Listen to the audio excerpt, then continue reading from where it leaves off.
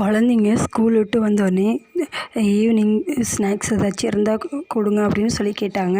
அதனால் வீட்டிலையே இருக்கிற சிம்பிள் பொருளை வச்சு ஒரு ஹெல்த்தியான ஸ்நாக்ஸ் தான் செஞ்சு கொடுத்தேன். அது என்ன ஸ்நாக்ஸுன்றதை நம்ம வாங்க வீடியோக்குள்ளே போய் பார்க்கலாம்.